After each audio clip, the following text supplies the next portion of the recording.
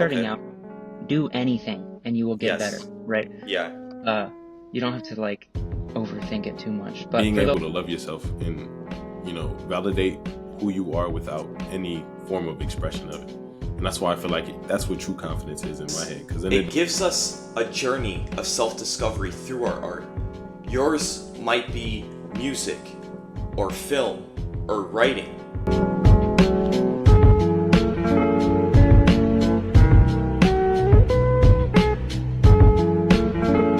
Always been my outlook on everything in regards to life. If I see anybody who has anything, my default is if they can have it or if they can do it, so can I. We get to Yes. speak. We get to do a podcast. We get to work out. We get to. It's a privilege that people often complain and take for granted.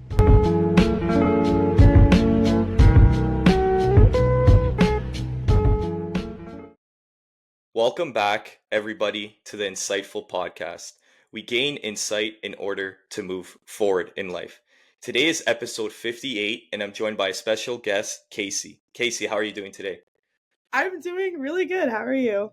Good, good. So it's a pleasure to have Kacey on, and I got a bunch of questions that I'm going to ask her, and we're just going to get to know her on a deeper level, I guess. So let's get straight into this. So Kacey, can you start by introducing yourself to the audience and explain who you are and what you do? Of course. So, hello. My name is Kacey Green, and I am currently a Purdue student. I'm a senior. I'm studying mathematics and planetary science, but I have a very deep love and passion for growing mentally and physically in the gym. I've been able to, in the past year, just kind of grow on social media and try and reach a wider audience of people that are looking for self-betterment and understanding discipline through moving their body. And I'm also a personal trainer, an online personal trainer. So I help people out with individual workout plans and meal plans and just hoping that people can feel the best form of themselves. So Amazing. So I guess let's start with, when did your fitness journey start, and like how did it kind of like evolve over time into social media, to personal training, all that kind of stuff? Um, I literally love this question because I think a lot of people can relate to the beginning of people's fitness journeys because it's always some big event like happens in your life where you're like, I have to change, but it just happens naturally. And I was really big. I never did sports as a kid, but I started kind of doing fitness with my dad when I was like in the beginning of high school, like end of middle school. I would like go to the gym with him. Um, that kind of stopped because I was in a pretty bad relationship in high school, and I lost like my love for the gym because I honestly put my love towards somebody else, which wasn't something that I wasn't prepared for that, obviously, because my brain wasn't fully developed and what it needed to be. But that passion basically that I had for the gym kind of went into somebody else, which was totally fine because obviously you live and you learn and you use it as motivation and experience. But basically, after kind of getting out of that relationship and finding my own way, after coming to college, I realized that I wanted to lock in again. In the first like 2 years, like my freshman sophomore year, I wasn't really prioritizing nutrition as much as I should. But now in the past like 2 years, it's been such a motivator for me to recognize the importance of like, if you're gonna work your ass off in the gym, you have to be able to show it through the way that you eat and nutrition wise. And especially for women, I really think that's a really hard thing to conquer. And ever since then, it's just been skyrocketing. And try to find a way to express that passion was something that I really wanted to be able to express. And it came with social media. I've been doing it for 2 years. And over the past like 4, 5 months, it's been completely a different experience. Like you find your audience, then you find your people. And I think that's basically where I am now. So I see. Awesome. So I actually want to ask you this question because I've been dealing with this in my own life as well. So you mentioned how a lot of us that like get into the gym and get passionate about it, it's because something like drastic happened in your life where you felt like you needed to change maybe your identity or whatnot. So I have someone in my family that like knows what to do when it comes to the gym, knows how to train hard. They understand the importance of it. But to them, they just, one, don't like it as much as me, and two, they don't see it as much as a priority as everything else in their life. So what advice would you give to someone like that that knows the importance of the gym but can't see like the prioritization that like me or you might see with it? Um, I get this question a lot because it's always like, how do you stay motivated? How do you stay disciplined? Like, how do you get yourself in the gym every day? And to me, it's so natural. It's honestly like, it's like how people start arguments. Like when people have arguments, it's because people have different like normals in their head. And they Yes. wonder why somebody else is thinking that way while you think a different way. But it's all about perspective. Like nothing, like everything in life can honestly be traced back to perspective, and the things that I find in my everyday normal are going to be different than from everybody else's.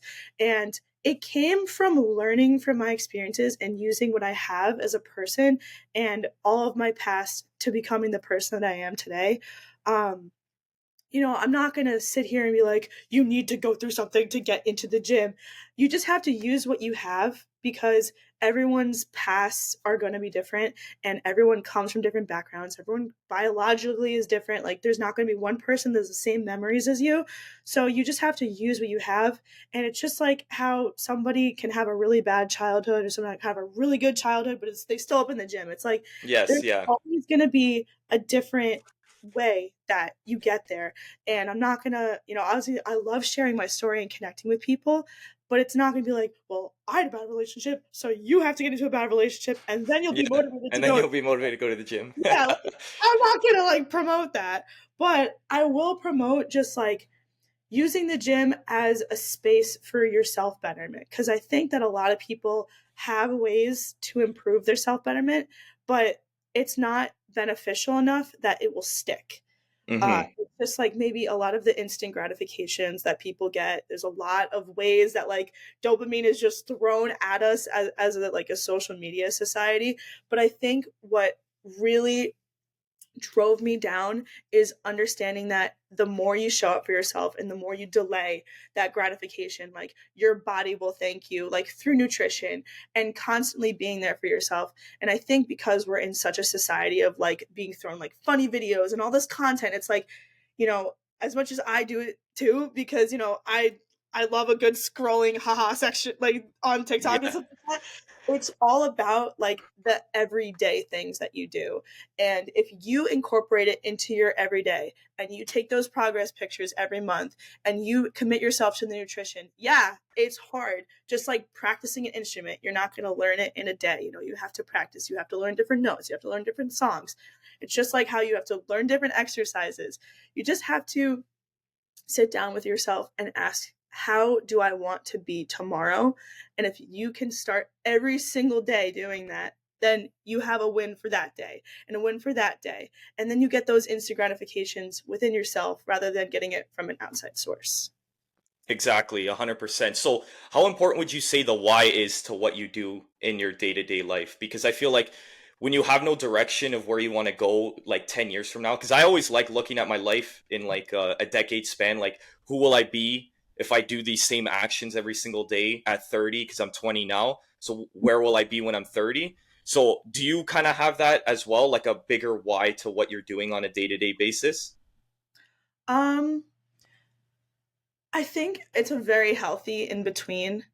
I don't want to think that I do think that it's nice to have an overarching like why. Like who do you want to be every single day? Like who do you want to project? Especially like working towards that person in the future because you don't know who that is, but you can use all of your past selves to become like this person today and like the person that you're going to be tomorrow. But I do think that like finding the gratitude in the everyday is so much more important than like thinking like 10 years or 20 years down the line because I didn't think I was going to be like some jacked person 10 years ago.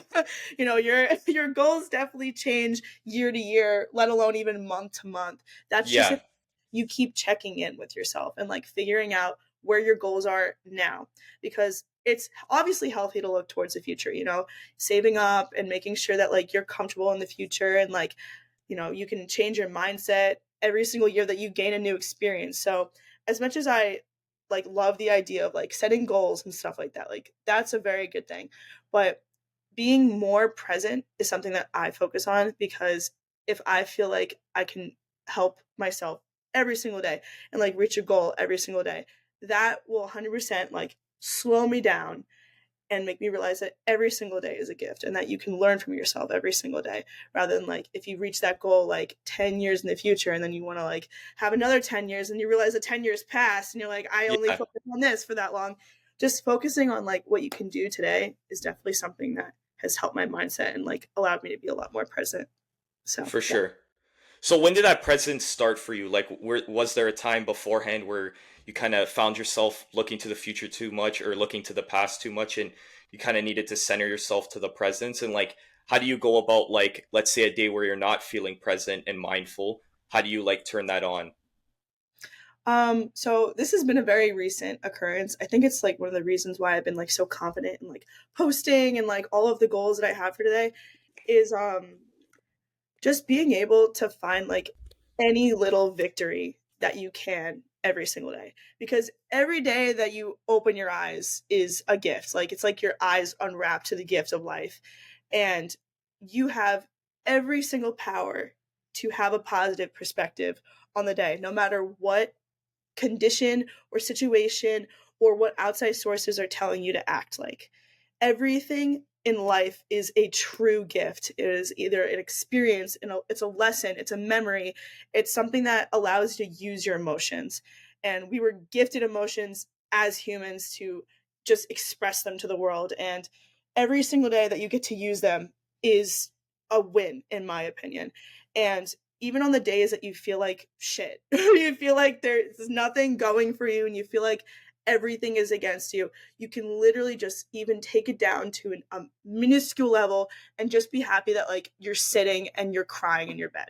Like you're crying, you're allowed to feel emotion. Like, you know, you were gifted this, like there's a reason that you have tear ducts. Like you're allowed to cry, you're meant to cry. You have a bed, like you are meant to sleep in this comfy bed.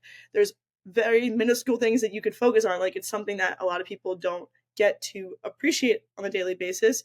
And, you know, I'm sure it's like, it's a very like philosophical way to be like, oh, you know, like I could appreciate my bed, but it's true, you know, Yeah, if normalized, then I understand that it's not something that people think about on the day to day, but fuck normalization. I'm appreciative of the food that I have, of the air that I breathe, of the bed that I sleep in. Like that's already three things to be grateful for, and it's the borderline. So I would rather have that gratitude as the start of my day than someone that thinks that there's nothing to be grateful for. yeah, and I think it's just like you're saying, everything in life is just a perspective. Even for example, stress. Like stress is something I've been dealing with over the past couple months, just about like business or whatever it might be. But then like I ask myself, I'm like, oh, it's almost a blessing to have this stress because I'm able to pursue something that I want to do. So it's like this stress I should be grateful for, right? Because Mm-hmm. sometimes people look at stress as such a bad thing, but it's like you're saying, if you just have like a good perspective on anything in life, you could find a way to be happy in your day-to-day life, right? Mm-hmm. I can completely agree with that. I so I go to Purdue, right? But my I live originally from New York. So whenever I have breaks and stuff like that, I'll like fly home, right? So I go to this gym on Long Island, and every time I get to go home, it's always like, oh, I get to see all my gym friends again. It's so fun. But there's this one trainer there. I remember like this one conversation I had with him that, you know, as I've been growing this like perspective on gratitude and stuff like that, you know, like listening to the podcast and all of that, trying to grow my mind, you know. Um, I remember like seeing him for the first time in months, and you know he was so stressed out. He was just telling me about like all these classes that he has to teach, and how he's a personal trainer, and like he's just go go go go, right. And it's so crazy when you could just like literally look at someone and say, how blessed are you to have the stress that you have, because Yes. you're working towards your goals, you're doing it every single day. And if you like, you know, I don't know how religious you are, but if you pray for something every single day, it is not going to be given without consequences, because they still want to test you on how you deal with experience and how you deal with hardships, because everything that you pray for and everything that you ask for is generally going to help you in the future, but it's also meant to keep you learning and to keep your mind moving. So nothing is going to be given easily. It's only if your mind and your perspective treats it as easy. You know, something full of Yeah. gratitude, something full of stress, something full of using the things that you've been building up your entire life. That's what it's all for. And yes, stress can pile up 100%. You know, I'm in the midst of finals. Like I'm stressed. Don't worry. I'm not like I can't wait to take this math exam today. I'm not saying that, you know? Yeah, exactly. But like it's all about changing that perspective and being like, you know, this is for my future. I must know this, or like, you know, sometimes I don't. But it's all about, you know, even the middle school things, like being grateful that I have an education, being grateful that I have the tools and the place to study, all of that. You could always just center yourself back.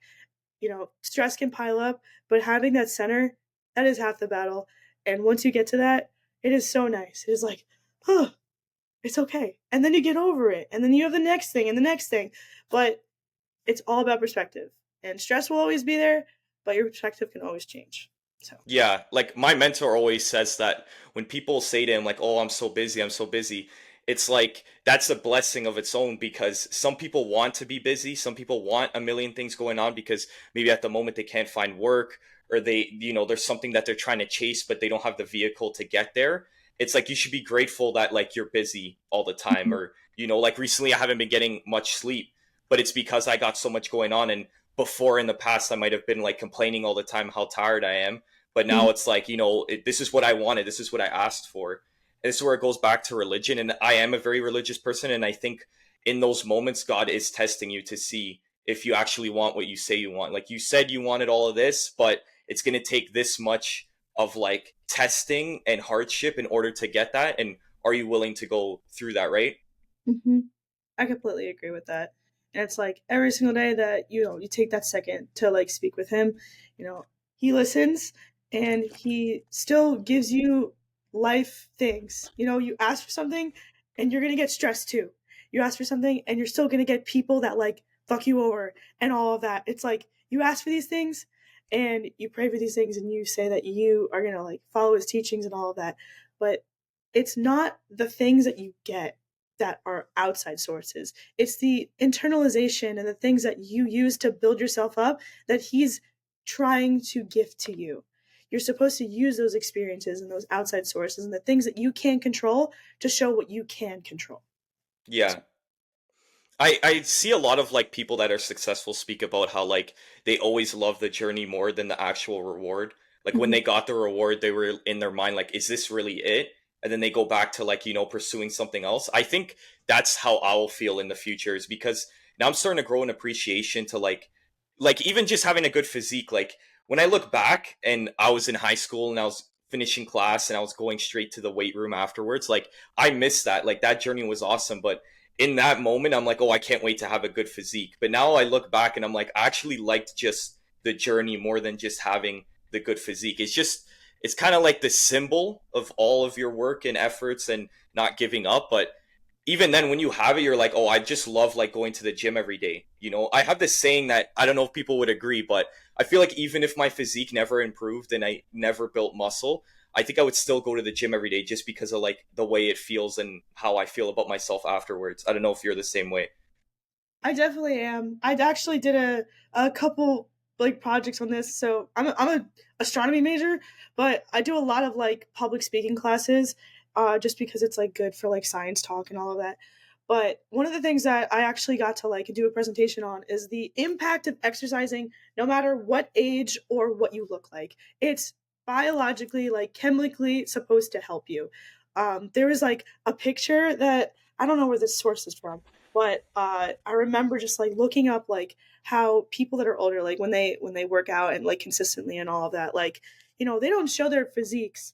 They show like the internal X-rays of these people, and they show their MRIs, and they show that like a person that like does like running and weightlifting at like 60 years old, their quads look the same as like a 30-year-old because they did triathlon training, and you can literally like delay the process of like deterioration in your body just by like working out and using your body the way that it's supposed to. And obviously like there's a there's always going to be, because of social media and like even like magazines when like our parents were kids, like what you're supposed to look like, but it should be about how you feel with yourself. If you're getting yourself there every single day, then you are doing it. Like you're disciplined, and just like you said with the journey thing, like you know I feel so sad on rest days because every single day that I get to go to the gym and move and like feel those happy chemicals is a great day. I look forward to it every single day. It is basically like where I'm mentally sane.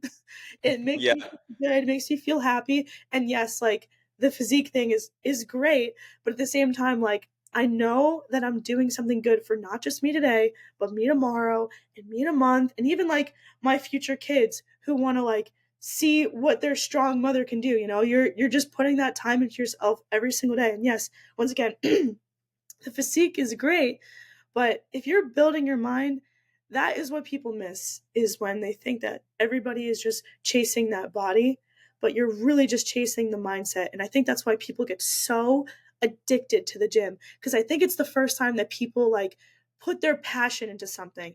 I see Yeah. it's so common now because of social media and that people can like express it online, but I really think that like especially in college, I have such a crazy opinion on college experience and all of that, but I think it's like the first time that people are like, damn, like I could do this for the rest of my life. I could sit here and go to the gym every single day for the rest of my life and be great, because it produces these chemicals. Like it makes you passionate, makes you happy to be you, and like that you're doing that little thing every single day for yourself, and you put it towards other things. You know, you put it towards your work. If you want to feel passionate about your work, you're like, well, I already know that I'm passionate about one thing. I could put that same discipline into something else, and I know that I can do it, you know? Yeah. What were like key aspects of your mindset that changed before and after the gym? Like maybe specific things. Um I think like there's two. One, I don't care what anybody says, but once I started like locking in with the gym, I stopped drinking completely. I literally have never made a better decision in my entire life than to stop drinking. Um I used to like, obviously college was fun. First couple of years I drank, and I still went to the gym because I thought that that was like what I needed to experience being in college. um it's like just kind of normalized, but you're kind of thrown into that normalization, and no one really like lets you know how you're supposed to feel or how you're supposed to deal with going into college. It's not like you get a handbook, you just like apply and then you're like, okay, I'm here now. It's you don't really don't you just don't know what to do. And Yeah, I you're feel, like thrown into the deep end. yeah, exactly, exactly. And then you're like drowning. You're like, okay, well, like no one told me what to do. And when people say like, you know, how people break up over the college experience and then they want to experience things because it's in college and like you have to do everything in college, I think that the college experience is literally just supposed to teach you what path you want to take when you're older, because you can't. It's like you have to leave everything that you learn, that you do in college, and be ready for the person that you're going to be afterwards. Like as if it's a section of time where you like almost get it all out and realize if it's for you or not. That includes like how people like leave relationships because it's the college experience, and then you're like, Yes. Yeah. well, that's deteriorating the aspect of love, but it's something that you have to experience to understand that that's not how you would like to be in the future. But then the people that stay in this experience, you know, the people that continue to drink, continue to party, continue to, you know, kind of demote the aspect of like love and relationships with people, it's all to like distract us from like the real world outside of it. Like you experience college and then you're supposed to grow from it. You experience the drinking, the parties, the drugs, like all of the things that like are supposed to distract you from like the classes that you're supposed to be taking and That not you're paying studying. for. Yeah. You're literally paying for every single one. Like it's Yeah. supposed to distract you. It's supposed to deteriorate your mind, and it's supposed to make you feel like you can't do it. And then people normalize failing and all of that. It's like that's the experience. But then once you're out of it, like I'm going to be graduating next semester, and I'm so ready because I feel like I took my time here and I realized what I was and what I want to be. And going back to the whole drinking thing, I want to be healthy. I want to be a bodybuilder. I want to like show what my body can do. And taking that away was something that was one of the most mind opening experiences of my life, because the amount of people that like ask me like, how could you be here if you're not drunk, is like so crazy. I've never been asked a question so much in my entire life. Just like being somewhere and being present and being energetic without the form of something that's supposed to like alter your brain chemistry is Yeah, and allow you to be that way. yeah, it's just such an eye-opening experience because you realize that that's not where other people are, and everyone grows differently, and growth is never going to be linear for everybody, but you can grow so much different than everybody else. But it's all about your confidence on how you're growing, and if you're okay with that growth. I could be like, oh, I'm not going to drink, and then I go back to drinking, and it's like the whole slope. But making that decision has been something that has really like focused me for where I want to be and who I want to project every single day. I had another point, but I totally forgot it because this this is like one of my favorite topics. Yeah, Um, fair enough. yeah, but it's just like realigning yourself to doing things every single day that gives you like real dopamine and not like instant dopamine. You know? I understand because like I don't attend college or university myself, but I understand the whole concept of, trying to get it all out while you're that age, and then once you graduate, you're an adult now, so you have to live like an adult and you can't be partying and drinking on a Tuesday or whatever it might be. But what do you think, in your opinion, is the underlining reason why it's normalized besides the point that you need to get it out of your system? Um, Because like for example me, like I don't go to university parties, I don't go to college parties, and like I have no desire to like do those things, right? yeah. So I'm just trying to understand, maybe like besides like the point of getting it all out of your system, do you think there's another reason why it's so normalized, or do you think that's the only reason? Um, I think it's just because it's being the product of your surroundings. Like, just like if all of your friends go to the gym, you're going to go to the gym too at one point because they're going to influence you and you're going to see how they are and you're going to be like, wow, like I want to be like that too. Like I really like that mindset.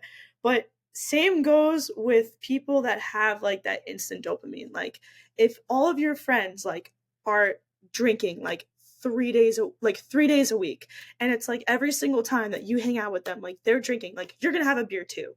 You're gonna Yeah, do that. And it's like it's just normalized. It's like, especially like with Greek life and all that. I've never joined Greek life, and my apologies to anybody that, you know, is in Greek life and had a great experience. I think that it is the best thing that I have not joined is Greek life because it is just an accumulation of people, in my opinion, that like do have that experience. I'm sure it's not everybody, of course, but most people like that's what they do is like they have functions where you're just supposed to drink and literally like that's it. Like that's it. And then you like go to those parties and you don't drink and you realize like what you're doing. Like it's fun and all of that. Like it's great. But at the same time, like the more that like you're surrounded by that, the more normalized it is. Like living in a bad house, like living around people that do drugs and living around people that like use alcohol as their coping mechanisms. Like that's not good for like yeah. 20-year-olds to be doing. I'm sorry. Like if it's normalized and everybody, the majority of people do it, like congratulations. But why would you want to put yourself in that space? Is it like I'm honestly like I don't know if it's fun. I don't know if it's like, trying to hide the fact that they want to stunt their growth and they don't want to actually deal with their own emotions because it's normalized that the people around them don't. I Yes, think yeah. that it's hard. A lot of people are just very unemotional and only want to deal with the things that are easy because it's easy to drink alcohol. It's easy to do these things. It's easy to get those instant gratifications and like happy dopamine like right then and there, It's easy to like make out with a girl and then all of that. It's like all these things that are just easy to do. And if you have like an easy relationship where there's no fighting and it's just like cheating and drinking and partying, it's like it's all normalized and it's so crazy because the amount of people that go through that like in college, like the beginning of college or even just like throughout college, it's just normalized and it's all the product of your environment. If you have a friend group that does that sort of shit, like if your friend group is like a group of cheaters, like guess what, you're going to be You're gonna, influenced by that too. yeah.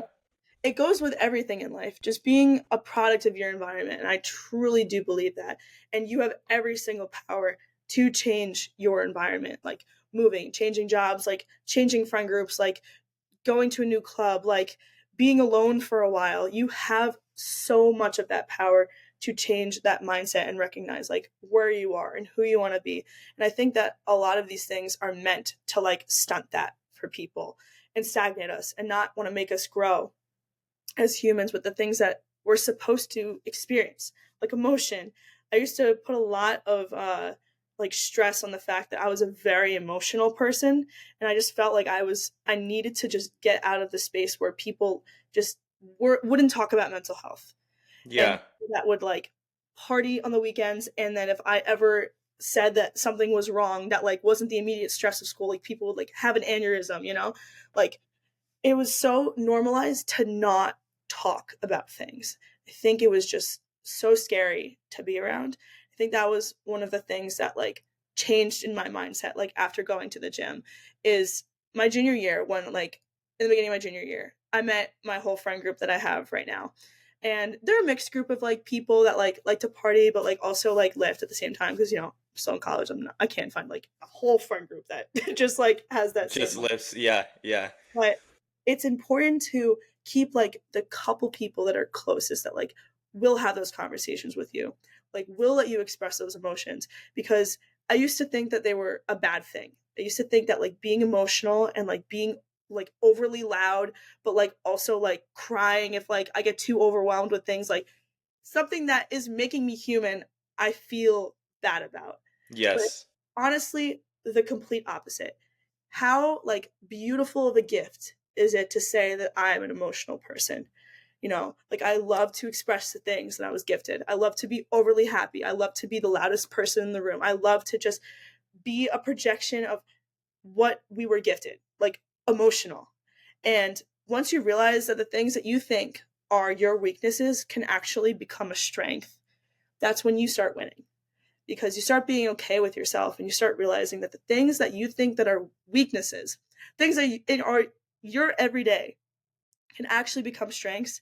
That's when your mind starts to change and starts to appreciate and starts to realize like, no, like this is me. And the people, if people around me, they don't like that, I'm not changing it, Yeah. well, there's one thing that has to change, and it's not going to be me. So Hmm.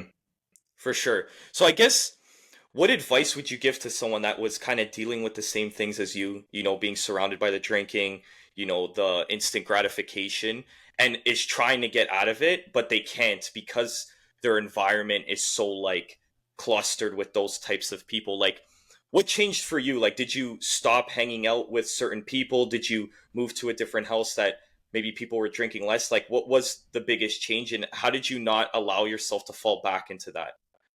um I think, like I said, like I gained a new whole friend group like my junior year, and Yeah. a lot of them really helped me with allowing me to express my emotions. And I think, I think it was like an act of God that I was sitting on that shoulder press one day, and like my friend came up to me and then invited me to like a party with all of his friends. And it was just like a house like full of like good people. I've never like entered a home and felt so welcomed before. It was crazy. It was like the most innocent act I've ever felt. And I had basically not one person to really like be with in the beginning of my junior year.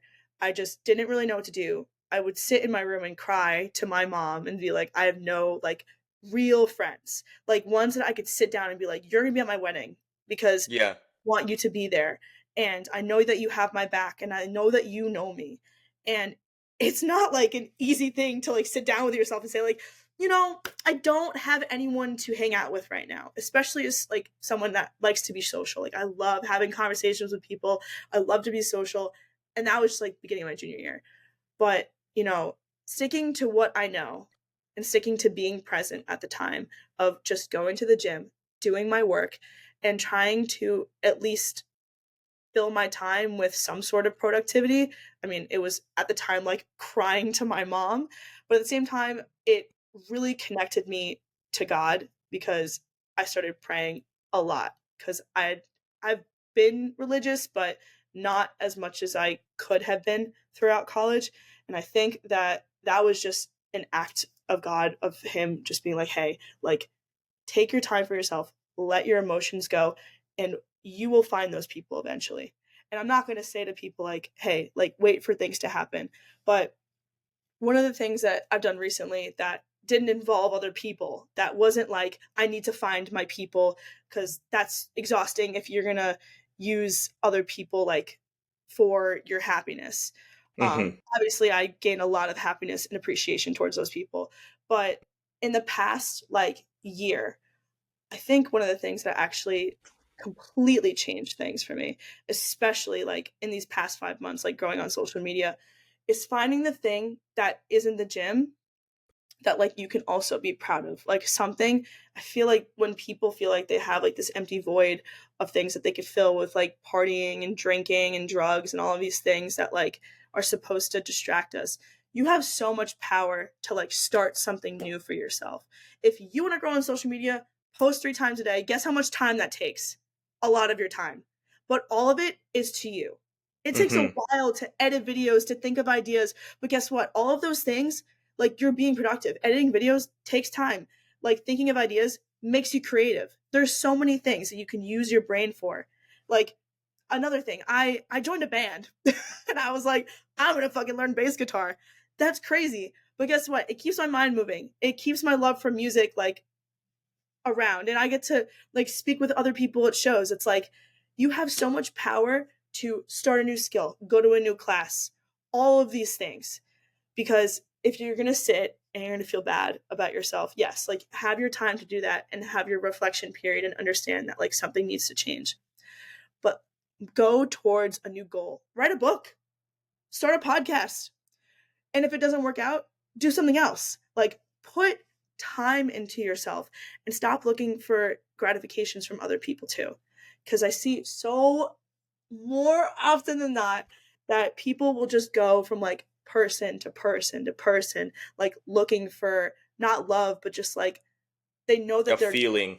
yeah, like Yeah. some sort of feeling. Like, you know, I could, you know, practice music as much as I can during the day because I want to get better. But people like for some reason, like they're good at people. They're good at Yeah. that relationship with people, and they get that back because they know that they're good at like talking to people. And it goes with like people that can't be in a relationship but they could talk to like 20 million people at a time.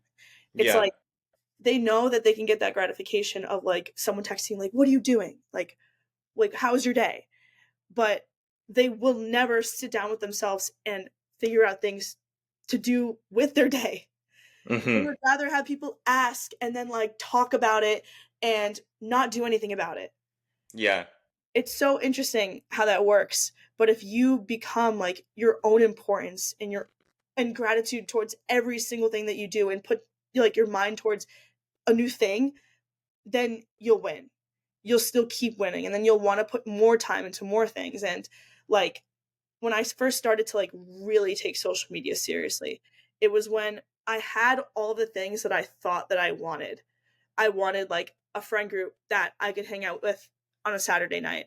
I wanted a band that I could play with and like express music. I asked for all of these things, but these were all outside sources. And you Yeah. could do all of these things and still feel really empty at the end of the day because you feel that you've done so much with your time. Like, why don't I feel better? Why don't I feel like fulfilled and all of that? Exactly. But it's all about what is going to make you happy at the end of the day, and that's going to be yourself. If you're proud of your work, then you're winning. If you're dedicated and disciplined and recognizing it, then you're winning. You have to use the mind. Physically, like, yes, I'm going to the gym every single day. Physically, yes, I'm reading this book every single night. Physically, yes, I'm making my own food and doing all these things for myself every single day. But if you're not sitting down and internalizing and appreciating what you're doing, then all of this was not for nothing, but it's something to be looked at. Because if you're Mm-hmm. not appreciative of what you're doing now, then how are you going to be appreciative of the project that you're going to do that's going to make you millions? If you're not Exactly. appreciative of like the things that make you happy every single day without it, then when you finally reach that goal, you're not going to be ready for it. Yeah. 100%. I think that's where like that's like the most fulfilling life you can live, is that like everything within yourself feels full, and then the relationships, the partner, whatever it might be, is just a plus.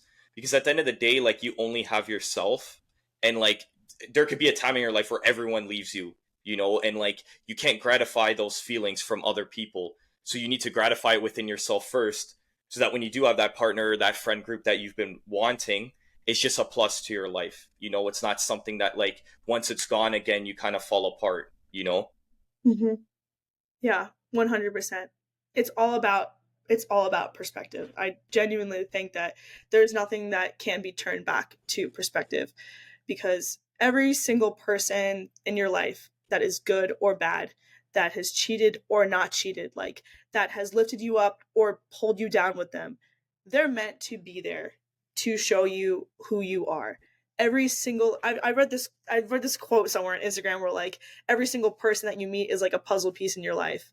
And Mm-hmm. it's true, because really every single relationship and every single interaction you have like alters your mind, and it alters the person next to you.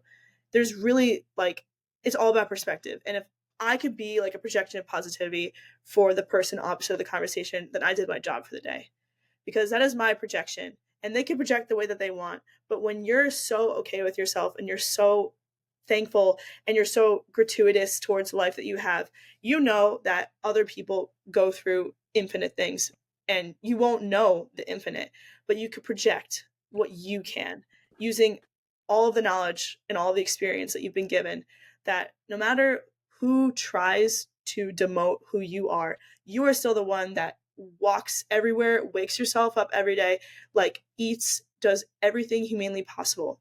It's all you. And no one can take that away from you. No one can take that humanity away from you. And people allow it to, and it's okay, because relationships are very important and they can also be very demoralizing. But it's all just coming back to that same perspective of, this is me, I am me, and no one has that right to take that away from me. Yeah, 100%. Very well said. I think even when it goes back to like the whole relationships, I think the problem with relationships like nowadays, like romantic ones, is that people are trying to like gratify their feelings over like gratifying their partners and making sure they're happy and loved and fulfilled. Because I just noticed that with like older people, like my family members, my grandparents, like to be honest with you, it's like I know for a fact that like my grandma, for example, could give a shit about herself as long as like my grandpa's okay. Like if he's not okay, she's not okay. You know what I mean? And Yeah. it's like that is so hard to find nowadays because like of society and what's been normalized. It's like you're saying at this age, it's, you know, I want to feel good. I want to feel like the man because I got this many people texting me on a daily or whatever. And it's like that's where I feel like it's going to kind of mess up this generation for the future, you know, because a lot of us will end up like either single or in horrible relationships because that is what we're chasing. Like, if you can't change your perspective on that, eventually you'll kind of see that you'll be alone in the end. You know what I mean? I know it's kind of like nihilistic and negative, but that's just kind of my perspective on that. I completely get it. I mean, I think like there's so many ways to think, and it's all from other people, in my opinion.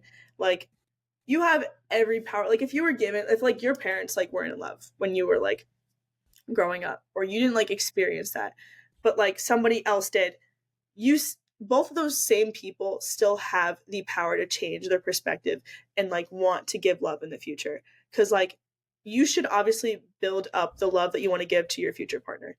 Like, if you feel like you can't marry them because like, you should be able to marry like yourself with the amount of love that you're giving. And if everyone did that, that would make way too much sense. Because it's just not plausible. But also in the same way, like, if every person did that, there would be no specialization, there would be no individualism. And like the people that is, I mean, the person that you're supposed to marry, like, that is the most special person to you. Yeah. And if everybody was the same, then you'd want to marry everybody, obviously. But you want Hmm. to marry this special person, their uniqueness, their love, and everything in between. Like, they're going to be your person. And I think it makes me feel a lot better. Like, if I could think of it like, this generation is fucked, like everybody's only there for one thing, but I can think about how that's not who I am. And there's Yeah, no way in hell that there's not another person out there that doesn't have that same mentality as me. And exactly. like, it's, once again, it's all about perspective. Like, if I think that way, there is no way in hell there is not one person like that too. And that's because I'm only marrying one person. So, Yeah. okay. And if I'm not marrying them tomorrow, then that's okay too, you know? If I have to enjoy the journey just like everything else, like, I will enjoy the journey. I will build myself up until I marry that person. Like, they will get the best form of me because they deserve the best form of me. And I know that they will do the same back because that is what a healthy marriage will be. And that's what everyone should be doing. But, once again, that would make way too much sense if everybody did that. Um, Yeah. because people want that instant connection and love and relationship, like, now. If they meet someone, they want to date them now, and they want to do all these things, and then it ends in divorce and all these arguments because they didn't take the time to understand. This is the big one, is that as much as you have to understand your own perspective, you are one of billions of perspectives out there. There are so many people. As much as the people can have similarities, there's not one person that thinks the exact same things as you. And the thing that you have to realize is that the biggest thing in having a conversation with someone is recognizing that their perspective is not going to be the same as yours. And arguments are going to come because your normals are different from somebody else's. And you have to be okay with yourself to sit down and say, hey, I have me, this is you. And if you love them for the differences, then that's great. But if you don't, then you have to let them find someone that loves them for those differences or the similarities that they could find. And it's a very like mature conversation to like sit down and have with yourself, but it's also a respect to the future person that you will meet. And you won't Hmm. have to delay that process any longer because you'll get to learn and develop and grow towards that person that you're going to be for that person. And yes, like, some people like get married in high school and it's like, it's great. I don't know how they do that, but that Yeah. just works out for them. They found like their person then. But for now, through all the people that you deal with, think about how they've changed your perspective, but also how you can use the love that you find within yourself, like, for that person. And it's okay to say that they're not. And I think it's just like the scarcity and like the fear of being alone that just Hmm. terrifies people, because it just seems impossible sometimes for people to just sit with themselves and be like, this is what I want. This is how I feel. But it's easy for you to project that onto other people and say, you should be feeling the way that I'm feeling. Like, why don't you do this? Why don't you do that? They're different from you. Like, Yeah, I'm sorry. exactly. It's crazy. There's so many things that make us different as humans, and it's our job to also recognize that. Yeah, and I feel like that's when people get into relationships and then they try to mold whoever they're with at that moment into the perfect person that's ideal in their mind. And then that's when, like, you get into the situation where you change and you don't even realize why you change. You only change because this person said you should have. And maybe those things that you did change wasn't wrong about you. It was just what they wanted. And I feel like that's where you need to have that kind of like, that ability to be introspective and like look at yourself and understand why you are a certain way or why you feel a certain way, and don't allow like other people in your life to kind of change that. 100%. Every relationship, I think, that like was meant, every relationship in your life is meant to be there to help you learn different perspectives. One of the things that like I've definitely learned from just being at college, like, it's in Indiana. It's very different from New York. I've had to assimilate to a whole new different normal than like back home. Hmm. There's a lot of different things that we do there that they don't do here, or they do here and they don't do there. And it's a whole new learning curve. And even just by like the state that you live in can just change your perspective. And being respectful and understanding towards that is all you can provide. You can't change their perspective because that's how they grew up. You can't change my perspective because that's how I grew up. But respect is so important, and understanding and looking into yourself and looking into the other person and say, hey, as much as I'm different from you, like, I would like to hear you. I would like to hear your perspective because that is what I could provide. I could provide listening ears, and hopefully you could provide listening ears back onto where our differences are. And we could see from there, because no one, like not even like your sister or your brother or your like anyone that like you live in a house with, like they're also going to have a different perspective than you. Like if you like, our fingerprints are all different because we're biologically all different. So to think that people are supposed to have like your perspective and like questioning why people's intentions are, it's so much more important to listen to their past selves and learn about the present one that you're meeting. Because as much as, you know, their past self has formed the person they are today, it's all about what they've learned and what they are right now. And that's the person that you're meeting, and that's how you should treat other people. For sure. Where do you think like all this open-mindedness came from you? Was it just like you're saying, like your past experiences that like led you to this point? Because maybe there's someone listening that wants to be open-minded, but they just don't know where to start because they have these like fixed opinions, and sometimes like they defend them and they don't even know why. You know what I mean? Because they're just wired a certain way. So like what advice would you give to someone to be more open-minded? I think my open-mindedness, I've always been like I said, I'm a very emotional person. I think I wanted to put my emotions towards something. Um Last year I was in a I think I experienced my first like, at least like, high school, you know, toxic relationships are great.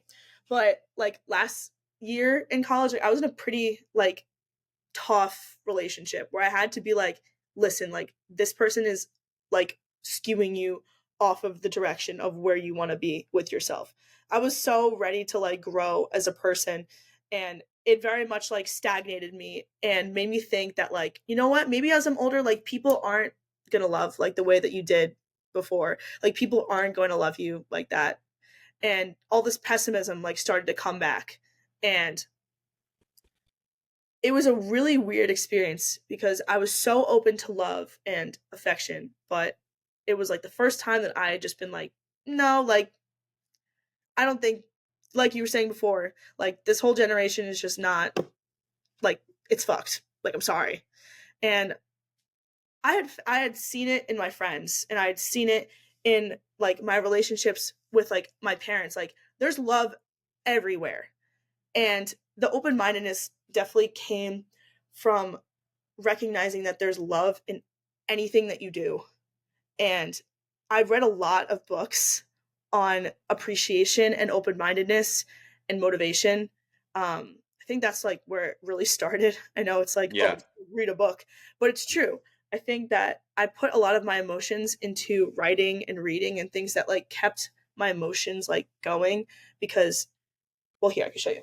So basically, anytime I read a book, I like to write like in the margins of it, right? So like, I don't know if you guys see, like there's like markings, right? Like little Yeah. notes. And the reason that I do that is because it's my raw emotion and no one else could like take that away from me. Like I write exactly how I feel about this section of this book and how it correlates to my life. Yes, it seems like very like in-depth and philosophical, but it keeps me the most present I've ever been. Is like 10 pages a night of like reading a book that is about like self-betterment or motivation or love and all of these things that I use in my day to day, and how I use it in my day to day, and how the more I've done it, it's just like practicing or studying for an exam. The more I've developed like a mind of self betterment, a mind of motivation, a mind of discipline, a mind that loves to love, all because of these books that people can relate to and that I could show like through my writings in the book that I can relate to them too. So it's like, yes, people can have similar perspectives and different experiences to get to it, but to have like that presence and open-mindedness, it definitely came from like using other people's tools of what other people and like, you know, podcasts and all of that and relating it to my life, but like continuously doing it. Just like building muscle in the gym. It's building your mind through intaking that knowledge. Yeah.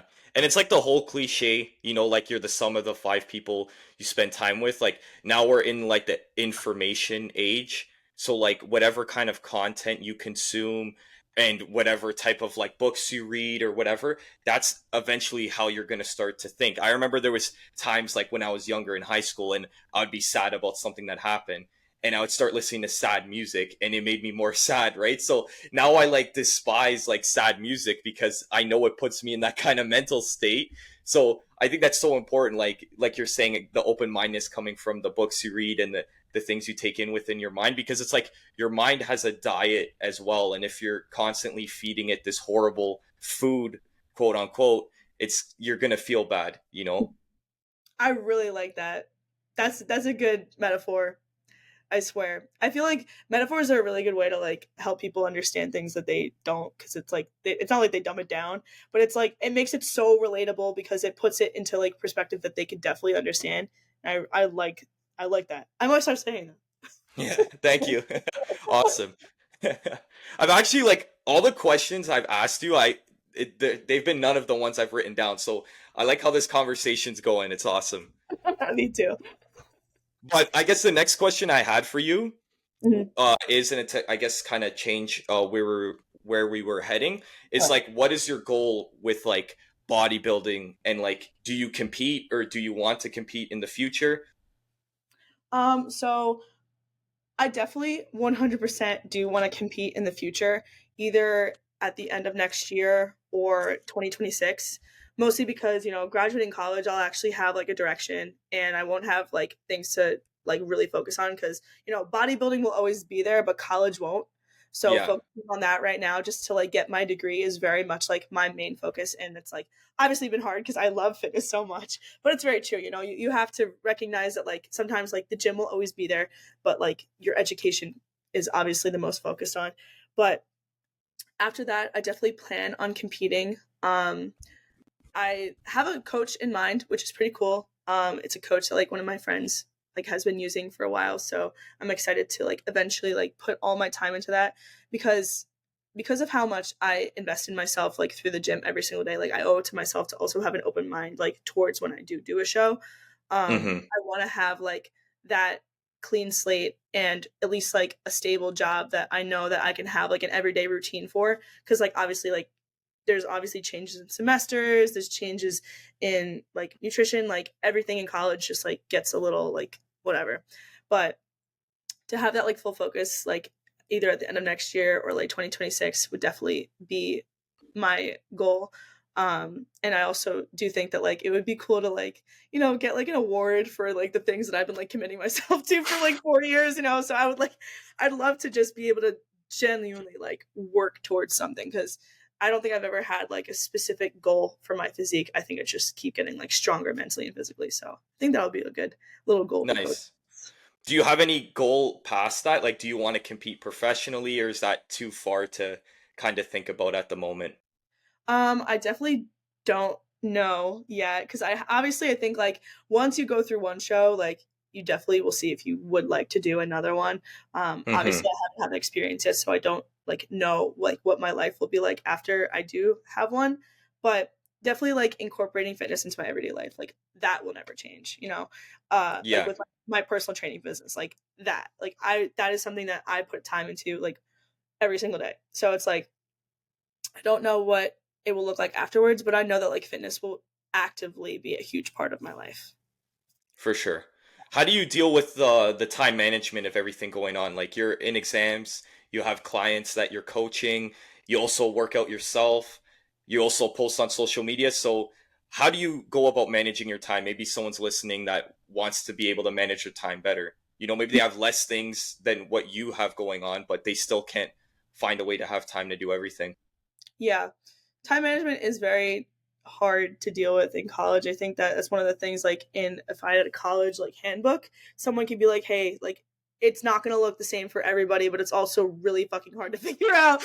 It's so hard, but the things that you're passionate about, it's so like it's not easy to input into your schedule, but you realize that it fits so perfectly. Like if you want to get to the gym like 5 times a week, 2 hours a day, I input it into my schedule like it's a class. Like I Hmm. make sure it's there and I work around it. And I use Google Calendar for everything, and honestly like organizes everything for me, with tasks, reminders, and like times and places for everything. So if it's not in my Google Calendar, sometimes like I don't remember it, which is like not good. But I think just like keeping yourself accountable for all these things is also like keeping yourself organized for all the things you would like to do. And I think I'm a very big go-getter, and sometimes like I take on too much at once, and it's very overwhelming, especially like in college, because like the basis is like for education. So doing all these excess things like I don't have to be doing, but I do them because I'm passionate about them. And just like, my classes are hard and all of that. But what's hard is not like putting my passion into something every single day. Like I know that after college, like I get to put that like passion of my major like towards a job, but at the same time, like right now I'm like passionate about fitness. I would love to like put my time into it every day. That makes me so happy. Like yes, at first like social media was very slow, but once I started picking up, like I realized that like I have every power to like invest this time into myself every single day, getting up an hour like earlier to like edit videos. If I told my yourself, she'd be like, what the are you doing? Yeah, get that extra sleep. In your bathroom at 7 a.m. Like that's so weird. But it's just what you want to put your time into, like where your passion lies. And if you can just incorporate like a little bit at a time, don't throw yourself into it immediately. Just see like what you're comfortable with, see what you like. And if you're passionate about it, it will become a part of your everyday, just like the gym. Yeah, exactly. Very well said. So my next question is like I asked you the goal with bodybuilding. What is the goal with your social media brand? Like where do you want to see that, I guess, at the end of 2025 as well? So like this honestly it's not very new for me. I've been doing social media for a while, but I think it's like when you don't have like a set like follower account or anything like that, or something that you would like to work towards, it becomes like so much more fulfilling. Because Mm-hmm. as much as people want to see like that instant growth immediately, like, oh, I'm getting 1 million followers in like one day, it's just like the process of like building muscle, like building your community, learning your community, and learning what they like, learning what they dislike.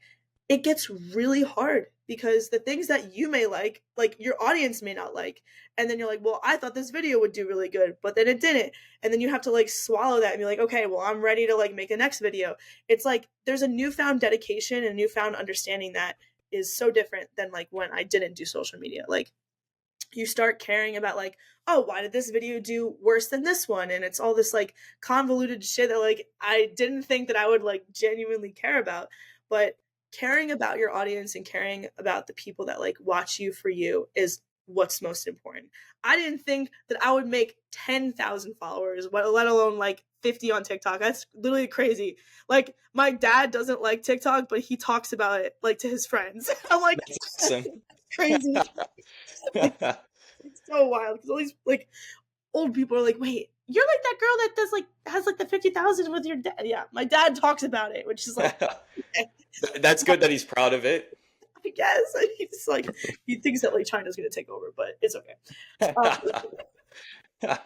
It's like not having like a specific goal with it, I think has been making it so much more fulfilling. Because yes, like it is so like I'm so grateful for the fact that it has grown because I'm putting the content out that I think is funny, that I think is like fun and lighthearted, but at the same time like motivational.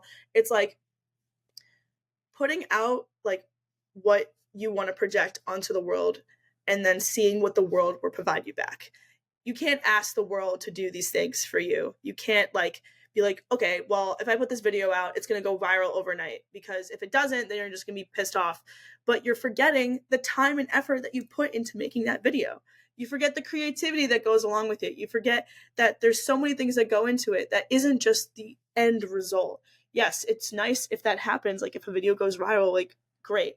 But guess what? If I can motivate just one person to like get their ass into the gym and like want to make them feel like they want to love themselves like through their body and through their physique and through what they could do, that is so much more of a win than like just gaining 1 million followers in a night. I mean, if all those 1 million followers like go to the gym the next day and be like, I want to do this shit, then like Yeah, you change 1 million people's lives overnight. like I wouldn't care about that. But it's all about just like the little victories. If you could just slow down, realize that time and like effort, like that is what's a part of it. The mentality and the drive of it all, and the journey. Like when I remember when I reached 50K on TikTok, and I was like, I just didn't really know what to do. But at the same time, I just love the grind of like getting up in the morning, like making the TikToks, like seeing what people have to say. And if they don't like it, I just like I laugh. And I'm like, oh, well, then tomorrow I'll make another stupid video. It's just, it's what makes me happy. And I'm so grateful that like I do get an audience in return. And I would love like, it would be a blessing to have like a bigger audience and all of that. But at the same time, what I love more is my dedication to putting that time to that every single day. And the fact that it's like reciprocated is very nice. But at the same time, slowing down is definitely one of the best qualities that people could do. Social media is very quick. You know, you could literally scroll through 20 videos in like 10, like in like not like 2 seconds, literally. You Yeah, you could if you really wanted to. And it's like, you know, you forget the video in like 10 seconds and you're like, oh, I don't even remember like the last 3 videos that I watched. Slowing down is so important. And I think that like, even though social media is very chaotic, like slowing down and like just being proud of like this video that I'm putting out and this video that I'm putting out, like that has been able to allow me to like enjoy the process and enjoy just putting out exactly what I would like to project onto the world. I think that's like the biggest lesson I've learned this year is that just do the work with zero expectations. Like, you know, for example, post the videos, don't expect to gain 10 followers, don't expect to gain 100,000 followers, just post them. Like, my mentor taught me that this year, and that's been the biggest help because I do that with everything in my life now. It's just, I know what I have to do on a day-to-day basis, I do it, and I have zero expectations. Because when I have zero expectations, then when something happens, I feel very proud about myself, and I'm not down on myself if something doesn't happen, because I just know, oh, it doesn't matter, right? I know tomorrow I got to do the same work again, and eventually it's going to add up, but I'm not going to expect anything out of it in this current moment. It's like the podcast. Like, my whole idea with the podcast is I want to do this shit for like 20 years or something. And like, if I stay at 200 followers on that account forever, I don't care, because there's a different purpose behind it. I get to speak to cool people. I get to speak my mind about things, you know, and it's just something I enjoy doing. So me having no expectations is what like allows me to like keep pushing forward, if you know what I mean. Yeah, 100%. I love how you correlated it to like what you're doing every day. Cause, you know, I've like listened to like podcasts that you've done and it's a very like inspiring thing. Even when like if it's not like the greatest like millions of followers podcast, like it's still like the at the core of it, such a great experience. Like it's supposed to be inspiring and motivating. And like who's to say like it's to deny like that one person, like if you could just motivate one person like a day, then in my opinion, it's a win. Because Mm-hmm. it's like creating that indirect relationship between them that like you're not physically able to be with them. And I think that is why like social media is like a very great resource for people, because I do think that as much as like, you know, scrolling whatever, like people like it depletes their they think that like it's not like they're alone or whatever it is. But you know, you create a relationship with like the person on the other side of the screen.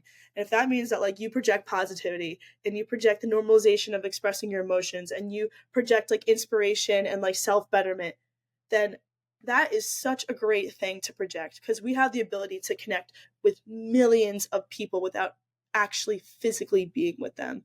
And it's our job, like as the person on like this side of the screen, to show them that they're not alone in their thoughts, even though like, you know, they're physically like in their room like listening or whatever it is, but they're not. There's other people out there that are seeking like motivation and seeking like feeling good about themselves and seeking a better friends and like a better environment for them. Because I know that there are times that you feel like that. You feel like you're completely alone, and people resort to pretty bad things when they feel like that.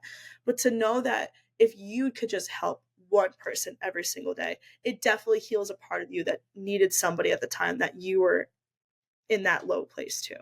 I think that's been a really big part of my motivations to do social media, is that, you know, as much as I love having deep conversations with my friends and like helping people, it is such a fulfilling thing to know that it heals me to know that when I was at such a low point and I needed somebody, that hopefully now I don't resent the person I was. I'm proud she went through that, so that now I could take that same passion and hopefully reach somebody too through social media.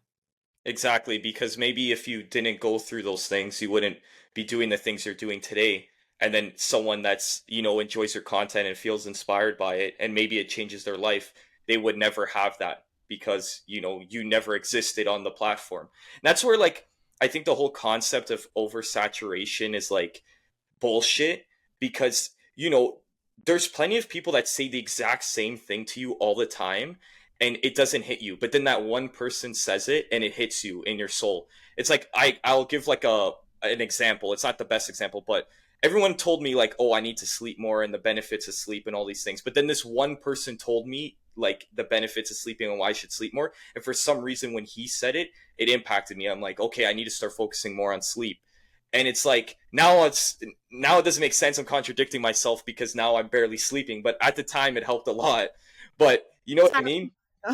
Yeah, like, you know what I mean? At the time it helped, and it was him that said that, but there was plenty of people before that said it. And that's what I love about social media is like, I'm no different than the other guy. Like I post myself working out, I have a podcast or whatever, but maybe someone is inspired by the stuff I post and the way I work out or whatever that might look like, because then there would be no point of doing it. There's plenty of people that have millions of followers that post fitness content and whatever, and it's like, okay, there's already enough of that. Let's move on to the next thing. But that's not the case. It's very like personal, and it impacts you in a certain way when you watch a specific person, no matter how many followers they have.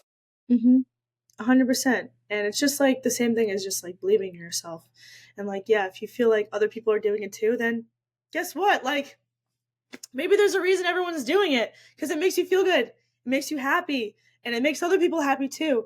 And like, it's another reason why, it's the same thing. Like, you don't care what other people think, but you do, because if you didn't care what people think, like, you'd still post content even if like it was the same shit. Like, you're still proud of it. Like, personally, you're still proud of it.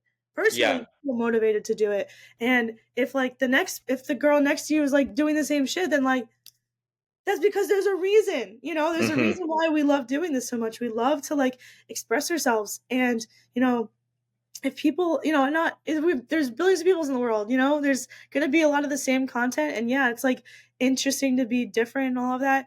But, it's also, like you said before, you never like truly like take someone's advice until something just clicks in you one day. Like, you could be told the same thing every single day of your life, but for some reason, like, some motherfucker says one thing and you're like, nope, this is it. I'm going to start listening now.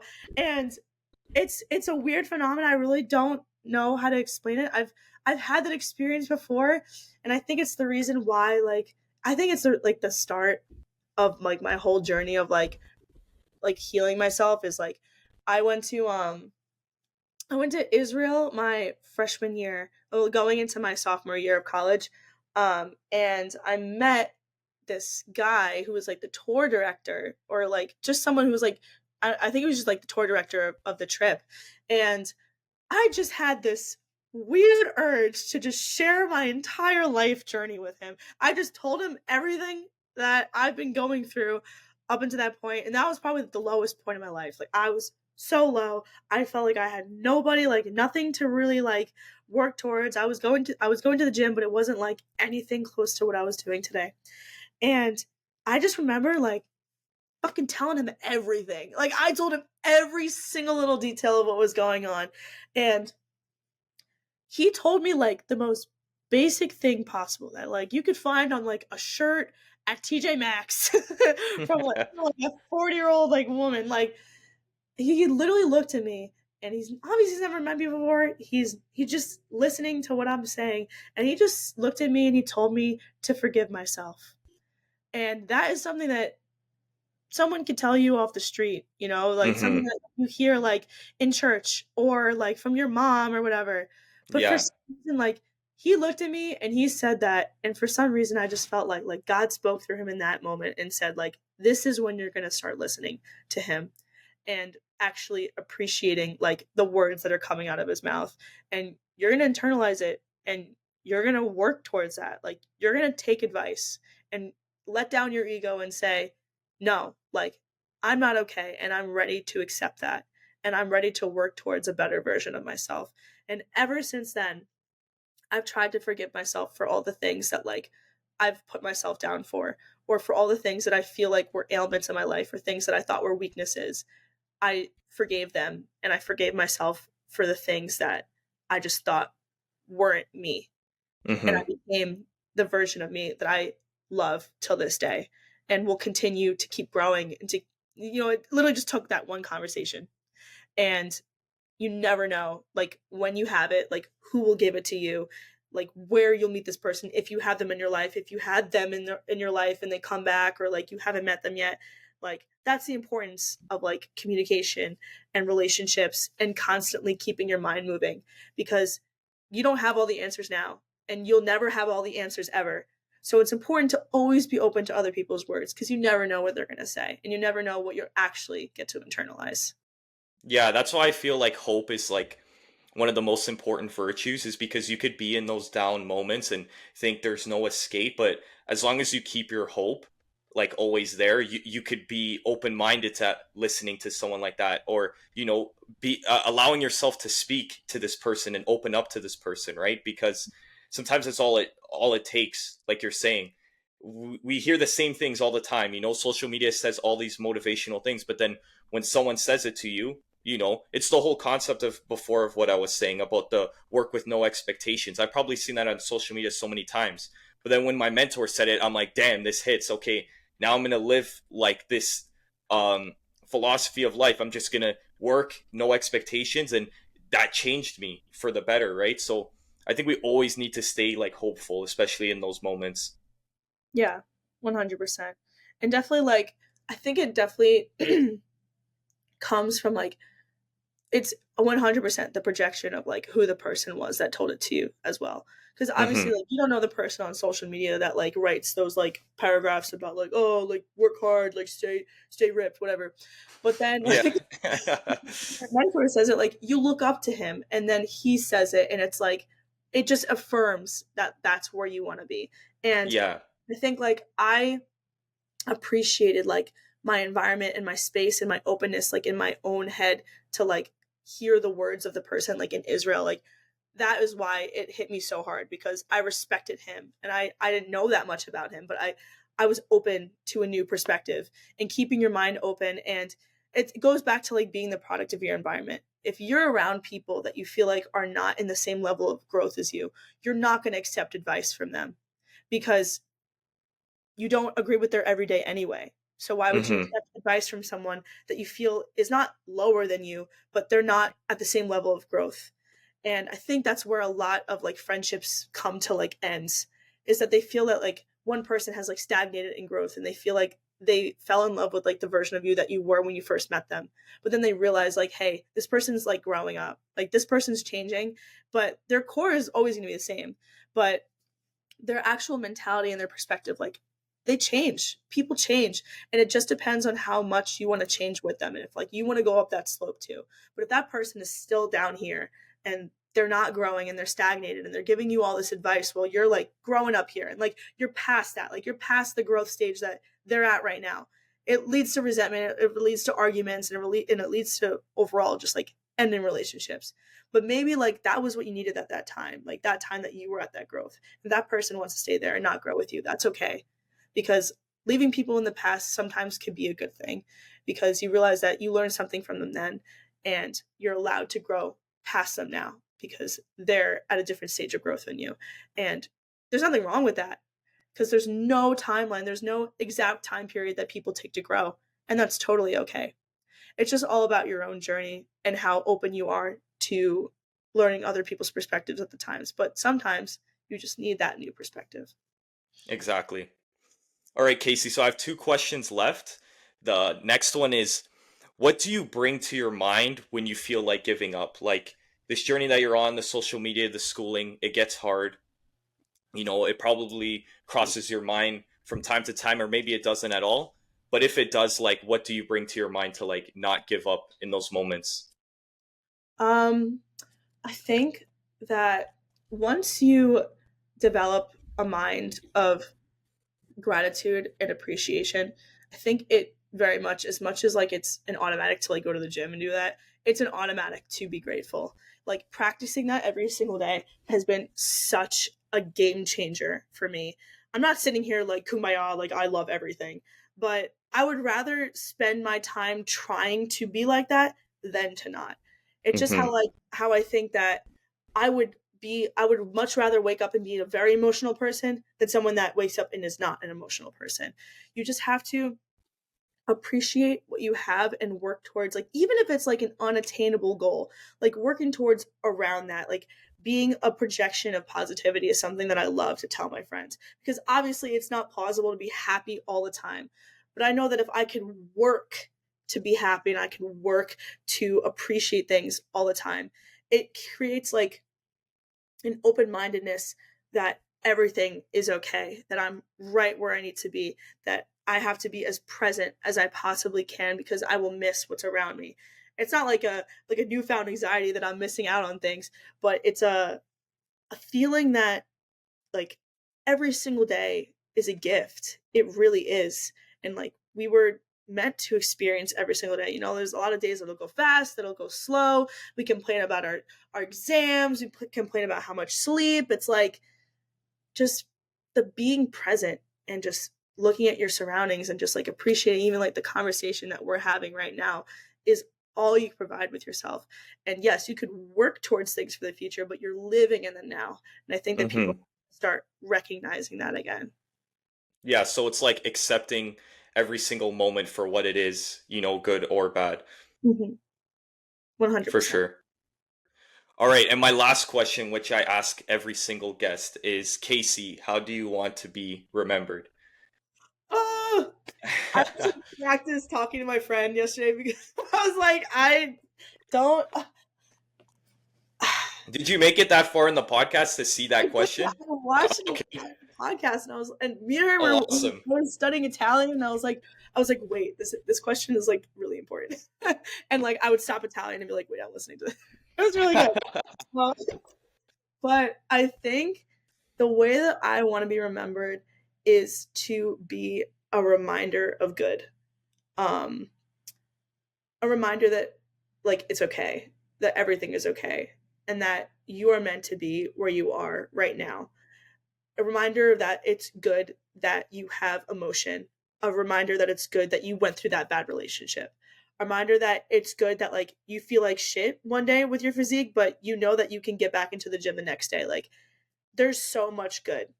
And to be a projection of that is something that I strive for every single day. Talking to people, motivating people, clients, relationships, parental relationships, like all of that. If I have the power every single day to project happiness and positivity, then it is a domino effect towards how people may or may not perceive the world. If I could just be a little part of that in a little part of someone's day, I hope that it allows to correlate to somebody else doing the same thing. And those closest to me, like I try my hardest to like redirect to positivity all the time because like, you never know what people are going through. And I'm not saying I don't ever like bitch and complain about things, but I know that projecting happiness and positivity and the appreciation of life is definitely something that can alter somebody else's life as well. And I know that when I was at my lowest and when I didn't want to be here and when I didn't appreciate life, I didn't realize that I had infinite things to appreciate in life. And every single person that like you talk to and have a relationship with or like communicate with, like you never know ever exactly what's going on in their thoughts, but there's one thing that you can do, and is just be yourself.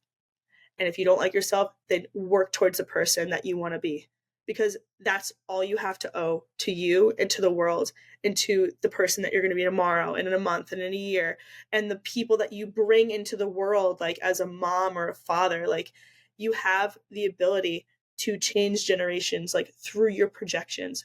But you also have the power to change your own perspective. And I think that being a reminder of good and that things are good and that even when things seem bad, there's always a way to switch that perspective. So I think that's how I would like to be remembered. Yeah, I think you answered that very well. So that was amazing. Thank you. Yeah, no problem, no problem. All right, Casey, is there anything that you want to plug before I close it out? um, well, to anyone listening, You can follow me on Instagram at Kacey.green. And I also have a TikTok. I'll give it to you. You don't have to find it because, Kacey's Fitness on TikTok. And if you guys ever want to buy C4, it's Kacey.green. Well, gotta plug the promo code. Promo code. All right, Kacey, this was an amazing conversation.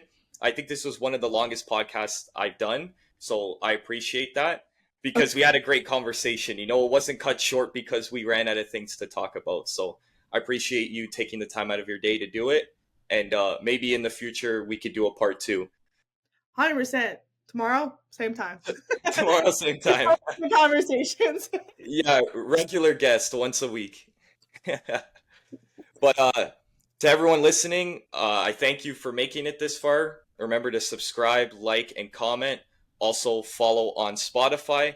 We gain insight in order to move forward in life. And I'll catch you guys on the next episode. Thank you.